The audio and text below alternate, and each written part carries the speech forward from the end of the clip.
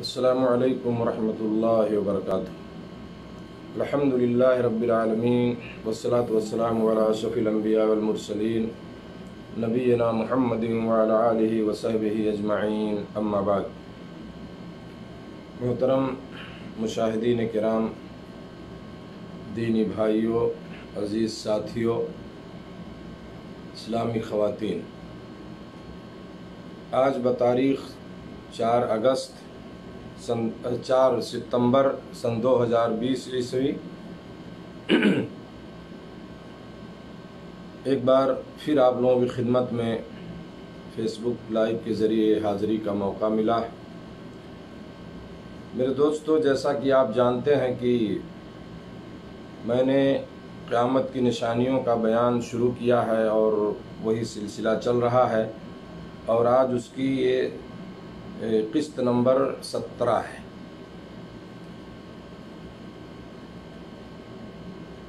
اس سے پہلے دجال کا بیان ہوا اور اسی دجال کا بیان چل رہا ہے،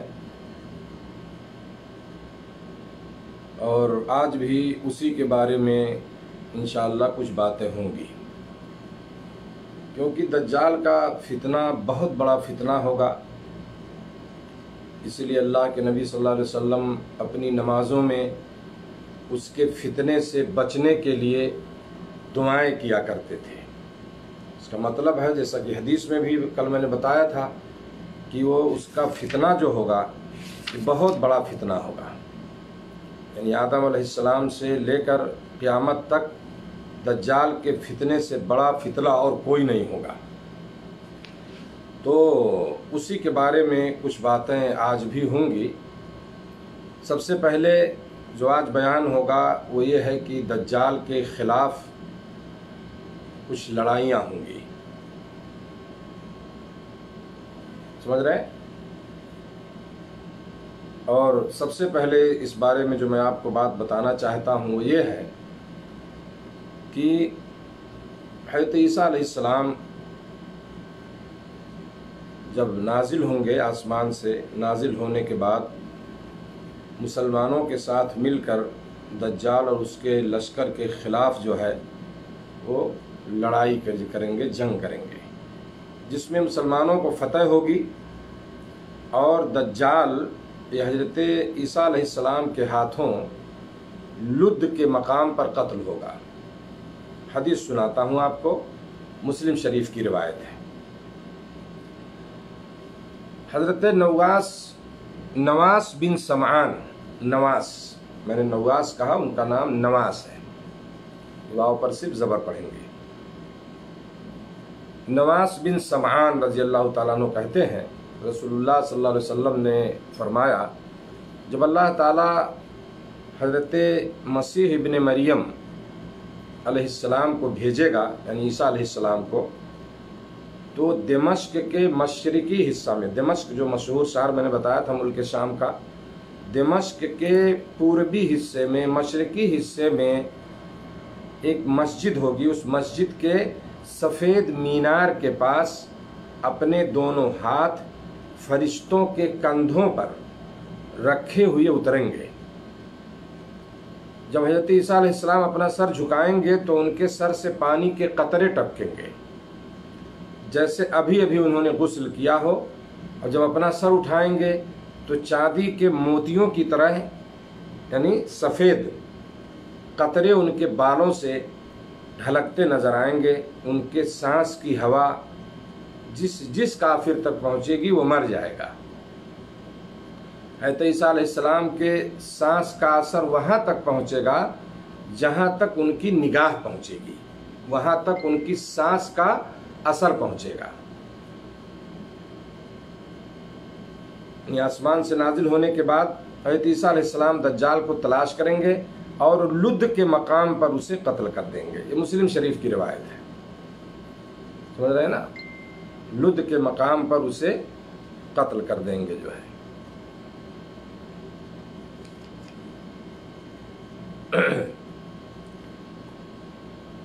دجال سے مقابلہ کرنے کے لیے مسلمانوں کا پڑاؤ دمشق کے قریب غوطہ کے مقام پر ہوگا۔ ابو داؤد کی روایت ہے، حضرت ابو درداء رضی اللہ عنہ حدیث کے راوی ہیں، رسول اللہ صلی اللہ علیہ وسلم نے فرمایا جنگ کے دوران، یعنی دجال سے جنگ کے دوران، اس سے لڑائی کے دوران مسلمانوں کا پڑاؤ دمشق شہر کی ایک سمت غوطہ میں ہوگا۔ یہ غوطہ جگہ کا نام دمشق شام کے شہروں میں سے بہترین شہر ہے۔ دمشق شام کے شہروں میں سے بہترین شہر ہے، سمجھ رہے نا؟ اللہ کے نبی صلی اللہ علیہ وسلم کا فرمان ہے میرے دوستو۔ یہ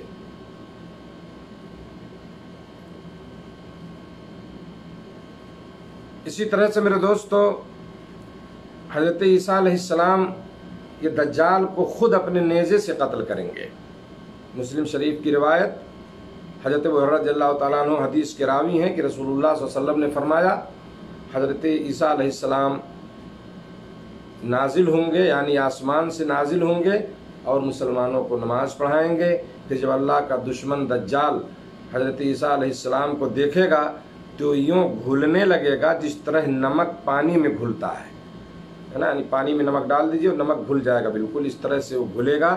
اگر عیسیٰ علیہ السلام اسے چھوڑ دیتے تب بھی وہ گھل گھل کر مر جاتا، یعنی عیسیٰ علیہ السلام کے ڈر، ان کے خوف سے، لیکن اللہ تعالیٰ اسے حضرت عیسیٰ علیہ السلام کے ہاتھوں قتل کرائے گا، اور حضرت عیسیٰ علیہ السلام اپنے نیزے پر دجال کا خون لوگوں کو دکھائیں گے، سمجھ رہے ہیں نا؟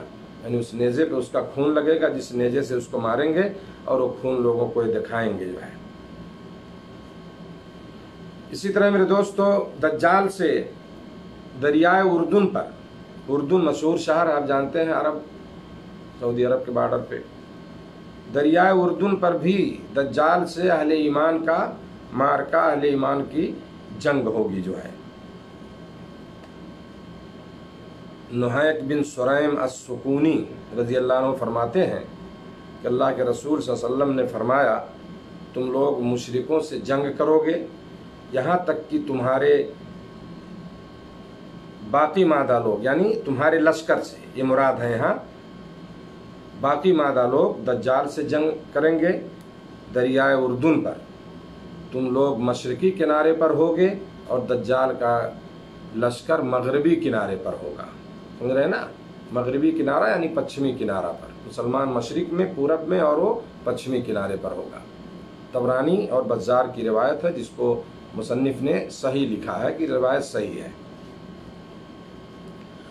اور ایک بہت اہم چیز جو میں آپ کو بتانا چاہتا ہوں اس سلسلے میں دجال کے تعلق سے، کہ اس کے خلاف لڑائی میں میرے دوستوں، اور میں جیسا کہ بتا چکا کہ اس کا آنا جو ہے قیامت کی بڑی نشانیوں میں سے ہے، دجال کے خلاف لڑائی میں ایک بھی جو ہے یہودی زندہ نہیں بچے گا، یہاں تک کہ کسی پتھر یا درخت کی آڑ میں کوئی یہودی چھپا ہوگا تو وہ پتھر اور درخت پکارے گا کہ مسلمان میرے پیچھے یہودی چھپا ہے، اسے قتل کر۔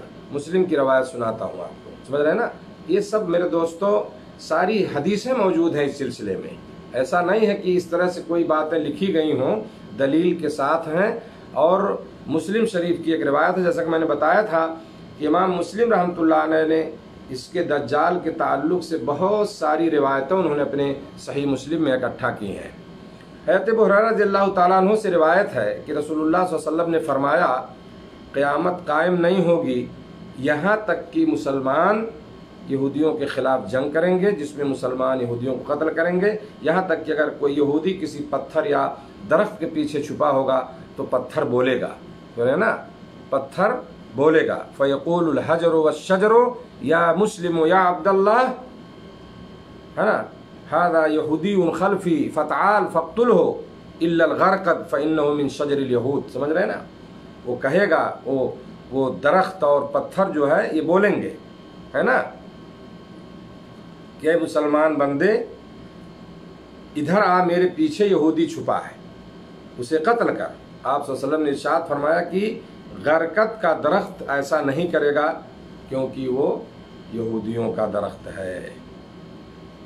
غرقد جو ہے یہ کانٹے دار درخت ہے اور جو عام طور سے بیت المقدس کی طرف پایا جاتا ہے۔ اور ایک چیز آپ اس کو جان لیں کہ یہود جو ہیں، یہودی اس کو اپنا قومی درخت سمجھتے ہیں، تو اسی کے پیچھے وہ چھپیں گے، اس کے پیچھے بھی چھپیں گے، لیکن وہ درخت نہیں بولے گا، وہ نہیں بولے گا، اور باقی درخت اور پتھر جو ہے وہ بولیں گے کہ آؤ میرے پیچھے چھپا ہوا ہے. میرے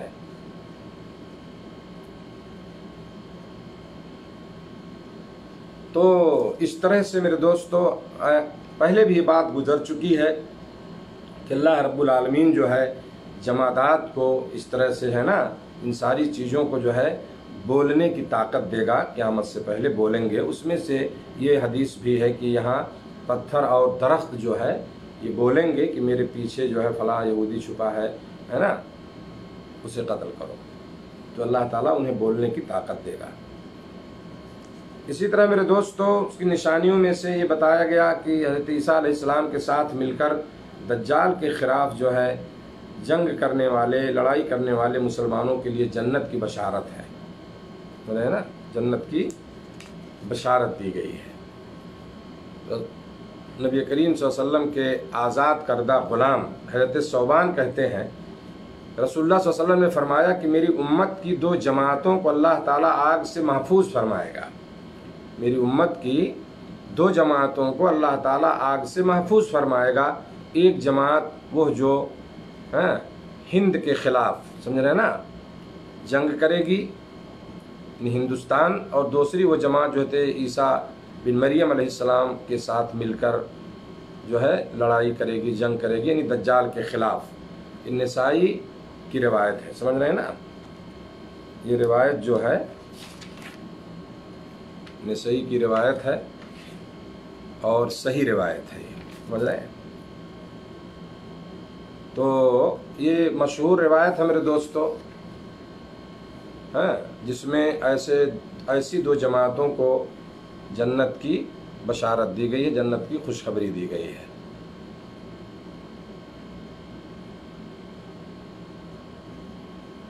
اسی طرح سے امت محمدیہ کا آخری معرکہ یا آخری لڑائی جو ہوگی دجال کے خلاف، اس کے بعد یہ جنگ اور لڑائی جو ہے یہ ختم ہو جائے گی. ابو داؤد کی روایت ہے، عمران بن حسین رضی اللہ تعالیٰ عنہ فرماتے ہیں کہ رسول اکرم صلی اللہ علیہ وسلم نے ارشاد فرمایا میری امت سے ایک جماعت حق کی خاطر ہمیشہ لڑائی کرتی رہے گی، جنگ کرتی رہے گی اور غالب رہے گی اس پر جو ان سے یعنی مسلمانوں سے جو دشمنی رکھے گا، یہاں تک کہ میری امت کا آخری گروہ مسیح دجال کے خلاف جو ہے وہ جنگ یا لڑائی کرے گا جو ہے. ابو داؤد نے روایت کیا، یعنی آخری گروہ، گویا کہ مطلب وہ آخری مارکہ اور آخری لڑائی ہوگی جو اس امت کے لوگ، امت محمدیہ کی آخری جنگ لڑائی جو دجال کے خلاف ہوگی. اسی طرح میرے دوستو میں نے بتایا تھا کل ہے نا کہ یہ جو ہے یہاں بھی انہوں نے اپنی اس کتاب میں یہ مسئلہ ذکر کیا ہے کہ دجال مکہ مکرمہ اور مدینہ منورہ میں داخل نہیں ہو سکے گا. مدینہ منورہ میں داخل ہونے والے 7 راستوں پر اللہ تعالیٰ 2 نگراں فرشتے مقرر فرما دیں گے جو دجال کو مدینہ منورہ میں داخل نہیں ہونے دیں گے. سمجھ رہے ہیں؟ بخاری کی روایت ہے، ابو بکرہ رضی اللہ عنہ سے روایت ہے، نبی کریم صلی اللہ علیہ وسلم نے فرمایا مدینہ کے لوگ مسیح دجال سے مرعوب نہیں ہوں گے، یعنی اس سے نہیں ڈریں گے. اس وقت مدینہ کے 7 دروازے ہوں گے. یہ تفصیل کل والی حدیث میں نہیں تھا، سمجھ رہے نا، یہ تفصیل نہیں تھی کل. تو یہاں پہ بتایا گیا کہ مدینہ کے 7 دروازے ہوں گے اس وقت، اور ہر دروازے پر 2 فرشتے پہرا دے رہے ہوں گے، ہے نا، بخاری شریف کی روایت ہے. یعنی وہ کسی بھی دروازے سے وہ اندر نہیں داخل ہو پائے گا. ٹھیک ہے. مکہ مکرمہ میں بھی دجال داخل نہیں ہو سکے گا، اس کی حفاظت پر بھی اللہ تعالیٰ جو ہے فرشتے مقرر فرما دیں گے. سمجھ رہے ہیں نا، جیسا کہ کل وہ روایت گزر چکی ہے کہ وہاں جو ہے فرشتے ان راستوں پر ہوں گے، حفاظت کریں گے، جس کی وجہ سے یہ جو ہے نہ تو مکہ میں داخل ہو پائے گا دجال اور نہ ہی مدینہ میں داخل ہو پائے گا. اسی طرح میرے دوستو مسلم کی ایک روایت ہے دجال کے تعلق سے کہ خراسان سے نکلنے کے بعد دجال جو ہے مدینہ منورہ کا ارادہ کرے گا احد پہاڑ کے قریب پہنچنے سے پہلے ہی فرشتے اس کا منہ جو ہے شام کی طرف پھیر دیں گے اور وہیں وہ ہلاک ہوگا، ملک شام کی طرف چلا جائے گا. سمجھ رہے ہیں نا؟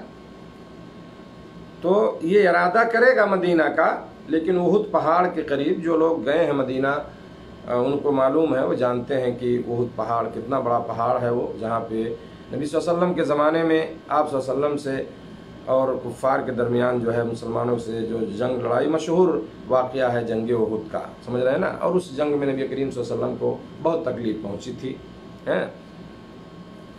تو بہرحال اسی احد پہاڑ کے قریب جو ہے جب پہنچے گا تو فرشتے اس کا منہ شام کی طرف پھیر دیں گے. مسلم شریف کی روایت ابو ہریرہ رضی اللہ تعالیٰ عنہ سے مروی ہے کہ رسول اللہ صلی اللہ علیہ وسلم نے فرمایا، کانا دجال مشرق کی طرف سے آئے گا، اس کا مقصد مدینہ منورہ آنے کا ہوگا، وہ احد پہاڑ کے پیچھے تک آئے گا، پھر فرشتے اس کا رخ شام کی طرف پھیر دیں گے اور وہیں وہ ہلاک ہوگا.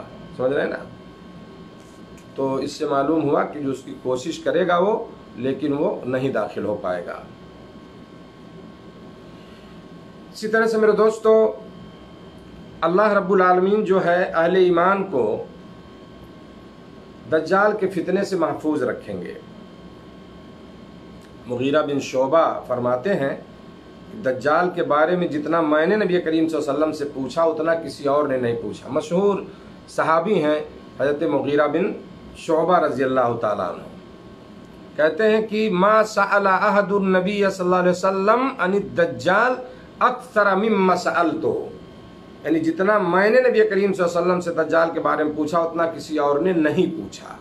آپ صلی اللہ علیہ وسلم نے فرمایا، تجھے اس کی اتنی فکر کیوں ہے؟ وہ تجھے کچھ بھی نقصان نہیں پہنچا سکے گا. مغیرہ بن شعبہ کہتے ہیں میں نے عرض کیا رسول اللہ صلی اللہ علیہ وسلم، لوگ کہتے ہیں اس کے پاس کھانا اور نہریں ہوں گی.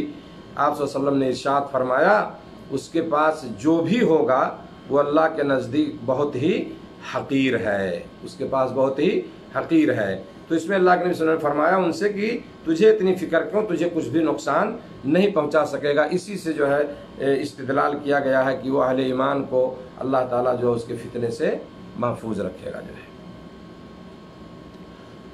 اسی طرح میرے دوستو، اللہ کی رحمت سے جو ہے ان پڑھ اہل ایمان جو پڑھے لکھے نہیں ہوں گے وہ بھی دجال کی پیشانی پر جو کافر کا لفظ لکھا ہوگا اس کو پڑھ کر کے اسے پہچان لیں گے، چاہے پڑھے ہوں یا نہ پڑھے ہوں. پہلے بھی یہ بات گزر چکی تھی، ہے نا، کسی حدیث کے ضمن میں. یہاں میں ایک مسلم شریف کی روایت سنا دینا چاہتا ہوں. حضرت حذیفہ فرماتے ہیں کہ رسول اللہ صلی اللہ علیہ وسلم نے فرمایا، دجال کی ایک آنکھ کانی ہے، اس کے اوپر ایک پھلی ہوگی، اس کی دونوں آنکھوں کے درمیان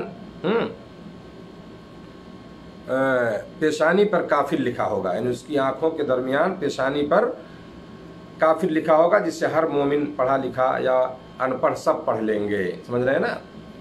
تو سارے لوگ پڑھ لیں گے اور اس کو پہچان لیں گے کہ یہ جو ہے یہی دجال ہے. اسی طرح میرے دوستو، جو لوگ دجال کو پہچان کر اپنے ایمان پر قائم رہیں گے ان پر دجال کا فریب نہیں چلے گا، دجال کا دھوکہ جو ہے اس پر ان پر نہیں چلے گا. جو ہے میں ایک روایت سناتا ہوں مسلم شریف کی. حضرت ابو سعید خدری رضی اللہ تعالیٰ عنہ فرماتے ہیں کہ رسول اللہ صلی اللہ علیہ وسلم نے فرمایا، دجال پر چونکہ مدینہ میں داخل ہونا حرام کر دیا گیا ہے، لہذا وہ مدینہ سے باہر ایک سنگلاخ زمین پر اترے گا. سمجھ رہے ہیں؟ ایک سنگلاخ زمین پر اترے گا. اس وقت مدینہ والوں میں سے سب سے بہتر آدمی دجال کے پاس جائے گا اور کہے گا کہ میں گواہی دیتا ہوں کہ تو ہی دجال ہے جس کے بارے میں رسول اللہ صلی اللہ علیہ وسلم ہمیں بتا گئے ہیں. دجال کہے گا، یعنی لوگوں کو مخاطب کر کے، کہ اگر میں اس آدمی کو قتل کر دوں پھر زندہ کر دوں تو کیا تمہیں میرے الہ ہونے میں، یعنی مجھے میرے معبود ہونے میں، الہ ہونے میں، ہے نا، یعنی آپ کہہ لیجئے مجھے اللہ ہونے میں، وہ یہی ثابت کرے گا. تو اگر میں اس آدمی کو مار قتل کروں پھر زندہ کر دوں تو کیا تمہیں میرے الہ ہونے میں کوئی شک رہ جائے گا کہ میں معبود اور الہ نہیں ہوں؟ لوگ کہیں گے نہیں. چنانچہ دجال اسے قتل کرے گا پھر زندہ کرے گا. وہ آدمی کہے گا، یعنی آدمی کو مار دے گا پھر زندہ کرے گا اس مسلمان کو. تو اب واللہ، اب تو آدمی کہے گا واللہ اب تو مجھے اور بھی زیادہ یقین ہو گیا کہ تو ہی دجال ہے. دجال اسے دوبارہ قتل کرنا چاہے گا لیکن نہیں قتل کر پائے گا، وہ نہیں کر سکے گا. سمجھ رہے ہیں؟ वो कत्ल नहीं कर पाएगा। इसी तरह मेरे दोस्तों एक लंबी रिवायत है जिसमें ये बताया गया कि एक मोमिन आदमी को दज्जाल आरे से चीर कर 2 टुकड़े कर देगा। एक मोमिन को 2 टुकड़े करेगा आरे से चीर कर, और जिंदा होने का हुक्म देगा। जब वो दोबारा जिंदा हो जाएगा तो दज्जाल मोमिन को दोबारा कत्ल करना चाहेगा, तब अल्लाह ताला उस मोमिन का जिस्म पीतल का बना देगा और दज्जाल उसे कत्ल नहीं कर पाएगा। समझ रहे हैं? और एक लंबी रिवायत है मुस्लिम शरीफ की, और मैं सोचता हूँ कि उस रिवायत को सुना दूँ इंशाअल्लाह, उसके बाद जो है मेरी बात ख़त्म हो जाएगी। और वो उस हदीस का मैं आपको मफ़हूम बताना चाहता हूँ, उसका तर्जुमा बताना चाहता हूँ। हज़रत अबू सईद खुदरी रज़ियल्लाहु ताला अन्हु कहते हैं, रसूल अकरम सल्लल्लाहु अलैहि वसल्लम ने इरशाद फरमाया, दज्जाल निकलेगा तो मोमिनों में से एक आदमी उसकी तरफ आ रहा होगा। हाँ, रास्ते में उसे दज्जाल के हथियार बंद सिपाही मिलेंगे जो हथियार से लैस होंगे। उसे पूछेंगे कहाँ जा रहे हो? मोमिन जवाब देगा, जो दज्जाल जाहिर हुआ है उसकी तरफ जा रहा हूँ। दज्जाल के जो कारिंदे हैं उससे पूछेंगे, क्या तू हमारे रब, यानी दज्जाल, वो दज्जाल को रब मानेंगे। जो उसके कारिंदे हैं, जो उसके मानने वाले, वो कहेंगे क्या तू हमारे रब पर ईमान नहीं लाया, यानी दज्जाल पर ईमान नहीं लाया। मोमिन आदमी जवाब में कहेगा, हमारा रब मख्फी नहीं है, छुपा हुआ नहीं है। समझ रहे हैं ना? दज्जाल के कारिंदे कहेंगे उसे कत्ल कर दो। तब वो आपस में एक दूसरे से कहेंगे, क्या तुम्हारे रब, यानी दज्जाल ने मना नहीं किया कि उसके हुक्म के बगैर किसी को कत्ल ना करना? आपस में बहस करेंगे वो। चुनांचे उस मोमिन आदमी को दज्जाल के पास ले जाएंगे। जब मोमिन आदमी दज्जाल को देखेगा तो पुकार उठेगा, लोगों ये वही दज्जाल है जिसकी खबर हमें रसूल अकरम सल्लल्लाहु अलैहि वसल्लम ने दी थी। चुनांचे दज्जाल अपने कारिंदों को उसका सर कुचलने का हुक्म देगा, वो उसका सर कुचल देंगे, उसके पेट और पीठ पर भी ज़रबे मारेंगे। फिर दज्जाल उससे पूछेगा, क्या तो मुझ पर ईमान नहीं लाता है? जवाब में मोमिन आदमी कहेगा, तू झूठा मसीह है। दज्जाल हुक्म देगा, है ना, और मोमिन आदमी को सर से लेकर पांव तक आरे से चीर दिया जाएगा। समझ रहे हैं? और उस आदमी के 2 टुकड़े हो जाएंगे। दज्जाल उन दोनों टुकड़ों के दरमियान आएगा और हुक्म देगा, उठ खड़ा हो।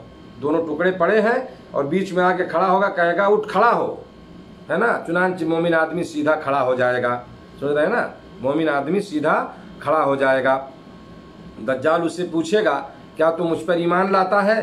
तो मोमिन आदमी कहेगा, तुम्हारे मामले में मेरे यकीन में और भी इजाफा हो गया है, यानी कि तू ही दज्जाल है। फिर मोमिन आदमी ऐलान करेगा, आए लोगों, मेरे बाद दज्जाल किसी दूसरे के साथ ऐसा मामला नहीं कर सकेगा। दज्जाल उसे दोबारा ज़बह करने के लिए पकड़ेगा, लेकिन मोमिन आदमी अल्लाह रब्बुल आलमीन के हुक्म से गले से लेकर हंसुली तक ताबे का बन जाएगा और दज्जाल उसे ज़बह नहीं कर सकेगा। दज्जाल उसे हाथों और पाँव से पकड़कर दूर फेंक देगा। लोग समझेंगे कि दज्जाल ने उसे जहन्नम में फेंका है, हालांकि वो जन्नत में डाला गया होगा। रसूल अकरम सल्लल्लाहु अलैहि वसल्लम ने इरशाद फरमाया, वो शख्स रब्बुल आलमीन के नज़दीक सबसे बड़ा शहीद है। ये मुस्लिम शरीफ की रिवायत है मेरे दोस्तों। हदीस के अल्फाज हैं, हाजा आज़मुन्नास शहादतन इंद रब्बिल आलमीन। ये सबसे बड़ी शहादत होगी अल्लाह रब्बुल आलमीन के नज़दीक जो है। समझ रहे हैं? तो मेरे दोस्तों, यहाँ पे मैं ये बता रहा था आपको कि इस तरह से जो है वो मुसलमान को या इस तरह से 2 टुकड़े करेगा और ये ताकत अल्लाह उसको देगा। जैसे मैंने बताया कि बारिश बरसाएगा, ज़मीन से उसके हुक्म से ख़जाने निकलेंगे, हरियाली होगी। ये सिर्फ उसे जो कुदरत जो हासिल होगी अल्लाह की तरफ से, और एक आजमाइश और इम्तिहान के लिए, जिसमें जो है लोगों के ईमान का इम्तिहान होगा। समझ रहे हैं ना? तो इस तरह से जो है वो अपना फितना फैलाएगा जो है। और आखिरी रिवायत मेरे दोस्तों इस सिलसिले में, फितने दज्जाल से बचने वाले खुश नसीबों को अल्लाह ताला दुनिया में ही हज़रत ईसा अलैहिस्सलाम की ज़ुबानी बुलंदी दर्जात की बशारत देंगे, है ना, कि उसके फितने से जो लोग बच जाएंगे वो खुश नसीब होंगे और उनके दर्जात बुलंद होंगे। इब्न माजा की रिवायत है, नवास बिन समान फरमाते हैं रज़ियल्लाहु ताला अन्हु कि एक दिन रसूलुल्लाह सल्लल्लाहु अलैहि वसल्लम ने दज्जाल का जिक्र किया और फरमाया, फिर अल्लाह के नबी ईसा अलैहिस्सलाम उन लोगों के पास तशरीफ़ लाएंगे जिन्हें अल्लाह ताला ने फितने दज्जाल से बचा लिया होगा। उन्हें तसल्ली देंगे और उन्हें उन दर्जात से आगाह करेंगे जो अल्लाह ताला ने उनके लिए जन्नत में तैयार कर रखे होंगे। समझ रहे हैं ना? तो वो दर्जात और मर्तबा وہ عیسیٰ علیہ السلام بتائیں گے ان لوگوں کو جو لوگ اس کے فتنے سے محفوظ رہیں گے. سمجھ رہے ہیں نا؟ وہ خوشخبری انہیں دی جائے گی کہ تمہارے لیے بہت بڑا درجہ ہے جو ہے اللہ کے ہاں جنت میں. سمجھ رہے ہیں نا؟ اور آخری بات میرے دوستو، فتنے دجال سے پناہ ہمیں طلب کرنی چاہیے. اور اس کے تعلق سے میں آپ کو جو ہے ایک دعا بتاتا ہوں، ہے نا. حضرت عائشہ رضی اللہ تعالیٰ عنہ فرماتی ہیں کہ رسول اللہ صلی اللہ علیہ وسلم نماز میں درود شریف کے بعد یہ دعا مانگا کرتے تھے. کون سی دعا؟ ہاں، اللہم انی اعوذ بکا من عذاب القبر واعوذ بکا من فتنة المسیح الدجال واعوذ بکا من فتنة المحیا والممات اللہم انی اعوذ بکا من المأثم والمغرم. سمجھ رہے ہیں نا؟ یہ بڑی مشہور دعا میرے دوستو. جب آپ نماز میں سلام پھیرنے سے پہلے تحیات پڑھ لیں، درود پڑھ لیں، اس کے بعد آپ جو ہے اللہم انی ظلمت نفسی وغیرہ پڑھتے ہیں، اس دعا کو بھی آپ پڑھا کریں. اللہ کے نبی صلی اللہ علیہ وسلم جو ہے یہ دعا مانگا کرتے تھے. سمجھ رہے ہیں نا؟ بہت سارے ہمارے بھائیوں کو پتہ نہیں ہوگا، اگر نہیں یاد ہے تو اس کو یاد کر لیں. میں ایک بار پھر دہراتا ہوں، اللہم انی اعوذ بکا من عذاب القبر واعوذ بکا من فتنة المسیح الدجال واعوذ بکا من فتنة المحیا والممات اللہم انی اعوذ بکا من المأثم والمغرم. اس کا ترجمہ یہ ہے میرے دوستو، اے اللہ میں تیری پناہ مانگتا ہوں عذاب قبر سے، مسیح دجال کے فتنے سے، سمجھ رہے ہیں نا، زندگی اور موت کے فتنوں سے، گناہ اور قرض سے. یہ روایت بخاری اور مسلم کی ہے. سمجھ رہے ہیں نا؟ اسی طرح میرے دوستو سورہ کہف کی پہلی 10 آیتیں، سورہ کہف، آج جمعہ کا دن تھا، سمجھ رہے ہیں نا؟ جمعہ کے دن سورہ کہف پڑھنے کی فضیلت ہے نا؟ تو اس میں سے یہ ہے کہ سورہ کہف کی پہلی 10 آیات یاد کرنے والا شخص بھی دجال کے فتنے سے محفوظ رہے گا. سورہ کہف کی پہلی 10 آیتیں، شروع سے 10 آیتیں اگر جس نے یاد کر لیا، حفظ کر لیا، وہ دجال کے فتنوں سے محفوظ رہے گا. ابو داؤد کی روایت، حضرت ابو دردہ رضی اللہ عنہ کی روایت کرتے ہیں، نبی کریم صلی اللہ علیہ وسلم نے فرمایا جس نے سورہ کہف کی پہلی 10 آیات یاد کر لی وہ فتنے دجال سے بچا لیا گیا. سمجھ رہے ہیں نا؟ تو یہ چند باتیں تھیں میرے دوستو آج کے اس درس سے، اور یہیں پہ دجال کے تعلق سے بات مکمل ہو گئی. اس کا فتنہ اور اس کی ساری چیزیں جو میں نے بتایا آپ کو، ہے نا. اور انشاءاللہ کل جو ہے حضرت عیسیٰ علیہ السلام کے نزول سے متعلق باتیں ہوں گی. اللہ رب العالمین سے دعا کہ رب العالمین جو ہے ہم تمام لوگوں کو قیامت سے پہلے ہونے والے ہر قسم کے فتنوں سے محفوظ رکھے، ہماری حفاظت فرمائے. رب العالمین ہمیں گناہوں سے بچائے، اور اللہ تعالی ہمیں زیادہ سے زیادہ نیک عمل کرنے کی توفیق دے. اللہ کو آپ یاد کریں. دنیا کی زندگی میرے دوستو بہت مختصر زندگی ہے نا. اللہ سے جڑیں، اپنا ناطہ جوڑیں، دنیا میں بھی آپ کامیاب رہیں گے، اور اللہ رب العالمین آخرت میں بھی انشاءاللہ آپ کو کامیابی عطا کرے گا. اور آخرت کی کامیابی جو ہے وہ جنت کی شکل میں ہوگی. تو ہمیں اللہ سے دعا بھی کرنا چاہیے کہ اللہ تعالی ہمیں جنت دے، اور ہر اس عمل کی توفیق دے جو عمل ہمیں جنت سے قریب کرنے والا ہو، اور اللہ ہمیں ہر اس عمل سے بچائے جو عمل ہمیں جہنم کی طرف لے جانے والا ہو. سمجھ رہے ہیں؟ نیک عمل کریں، نیکیاں کریں، نماز کی پابندی کریں، برکت ہوگی اس سے آپ کے ہر چیز میں، اور اللہ خوش ہوگا. جب اللہ خوش ہوگا تو آپ کو اس دنیا کی زندگی میں بھی امن و چین اور سکون ملے گا انشاءاللہ. اللہ ہم سب کو اس کی توفیق دے. جزاکم اللہ خیرا، والسلام علیکم ورحمۃ اللہ وبرکاتہ.